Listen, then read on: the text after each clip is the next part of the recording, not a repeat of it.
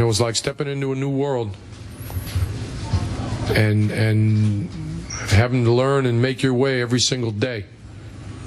But I was blessed with a lot of great players and a lot of opportunity to find my way. And we were in the NBA Finals, 2 games away from winning it. I think we did pretty well. Pretty well, not bad. David Blatt speaking on his brief tenure as the head coach of the Cavaliers. First year there, took them to the finals. A lot of credit was given to LeBron for being the coach. A lot of blame for David Blatt. Here's a question, Stephen A. Let's talk about his future. Will he be back next year? Quite simply. I honestly don't know. I'm not going to pretend that I know the answer to that question because I think that lies within the relationship that exists between LeBron James along with David Griffin, the GM, and the owner, Dan Gilbert. I would tell you that I have a hard time having the mentality that David Blatt should be gone. He did win 53 games during the regular season. He did get through the Eastern Conference. He did advance this team to the NBA Finals.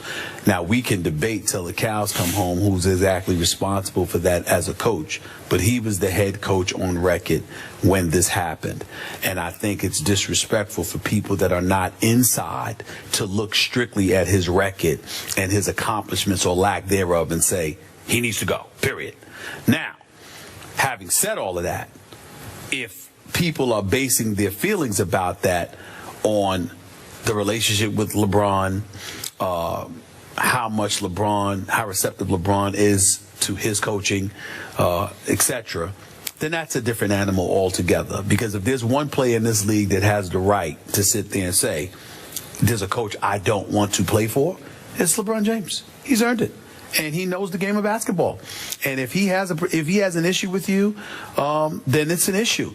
I will tell you that what has been said to me about David Blatt, who I find to be a very nice man, I know that there are some people who think that he's arrogant or whatever the case may be. Well, look, if you've been in the EuroLeague, you were the EuroLeague Coach of the Year last year, you took the Russian national team to a bronze medal in the Olympics, you've had incredible success over in Europe, and people are acting like you know nothing about basketball because you never coached in this league, I'm sure most of us will come across as arrogant because at some point in time, we're going to stand up and defend ourselves. If somebody's trying to shred whatever credibility that we have, you didn't coach in the NBA.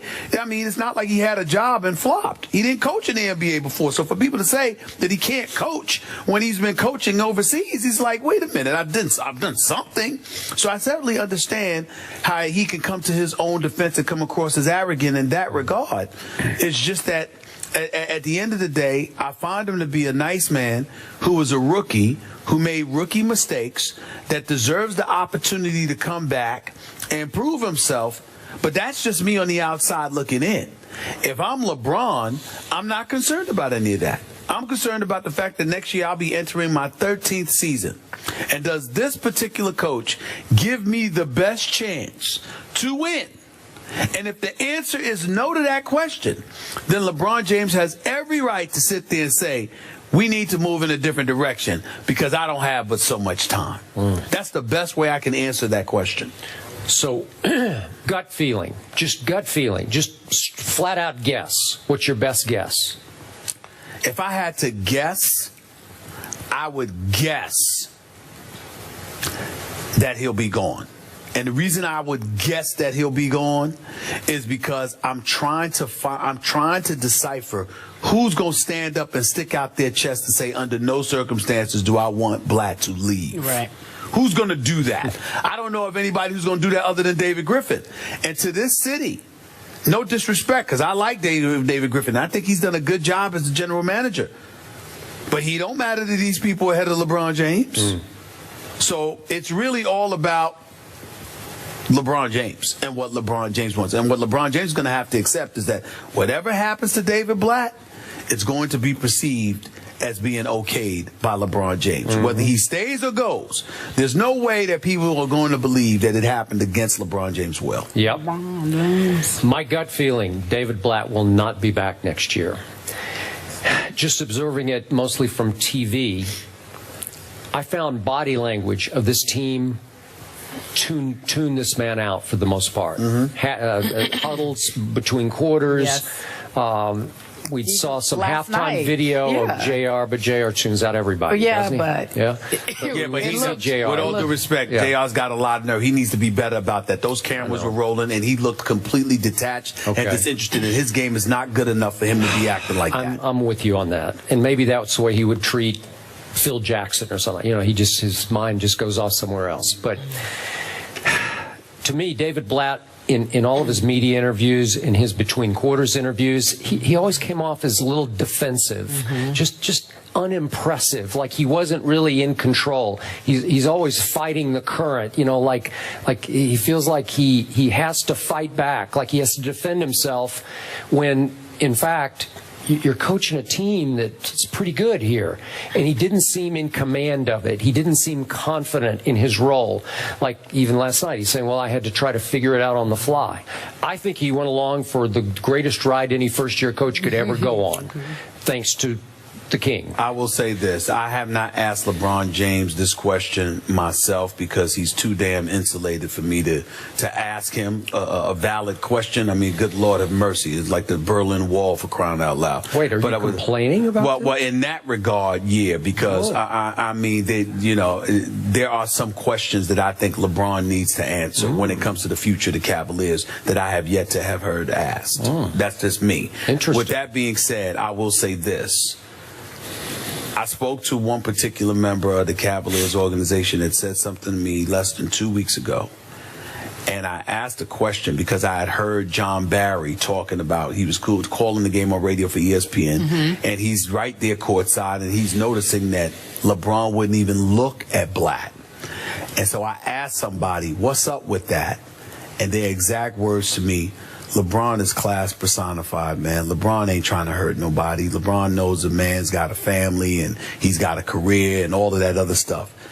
It's just very, very difficult to support somebody who doesn't have a clue. That's what they said. Now, they said that. LeBron did not say that. They said that.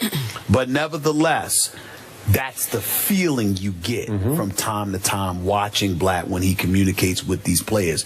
And fair or not, that's the perception. And I feel bad for him if it's false, because it's a perception that's out there about him. All right, look, would you rather lose in the finals or make the playoffs, guys? That's the question. Would you rather lose in the finals or make the playoffs? Or not make the playoffs? LeBron answered that question after the break. We'll talk about it in just a few moments. First Take is presented by Bass Pro Shops. Your adventure starts here. And in part by True Biotics, a daily probiotic from the nutrition experts at One A Day. All right, according to the Westgate Superbook, Las Vegas Superbook, Cleveland favorites. So here's the question. Will we be back here next year, Skip Bayless? I'm going to do this for this young man sitting right here because I promised him before the show I would do it. The Cleveland Indians will win the World Series this year. Wow. And we will be back here next year. Thank you very much for coming. Stephen A., will we be back here next year? I believe so. I believe so because I believe with Anderson Varejao coming back healthy, I think you will retain Miles Cobb and Tristan Thompson, and I think Kyrie Irving will be back healthy, and look out. But I will say this. It will be very interesting if D. Wade stays in Miami. Because if he stays in Miami, you've got D. Wade with Goran Dragic, with Hassan Whiteside, a healthy Chris Bosh and Luol Deng, and Pat Riley will do something else to tweak that roster. It can get very interesting next season. I have two things to say. For the folks in the Bay, thank you so much. Yes. We appreciate you at Lake Chalet along Lake Merritt. For the folks here at the Music Box Super Club, thank you so much for having us. We appreciate you. First Take enjoyed our time on the finals. It was the NBA Finals 2015. It's a wrap. It's in the books. We're back in Bristol. It's all said and done. Golden State Warriors are the 2015 NBA champions. However, the fans in Cleveland still came out. We appreciate them. We don't have too many friends, but we still have some friends here. Good for them. Good sports. We like to say again, congratulations to Golden State, and obviously congratulations to the Cleveland Cavaliers for making it this far. Today, obviously on the show, we will discuss all things finals related, how the series went. We'll get their takes. Obviously, we'll hear from you two at home. My name's Carrie Champion. That's Skip Bayless, and that's Stephen A. Smith. This is First Take. Thank you guys for joining us. Gentlemen, would you like to say anything? I want to give an ovation to everybody who came today. Thank you very much.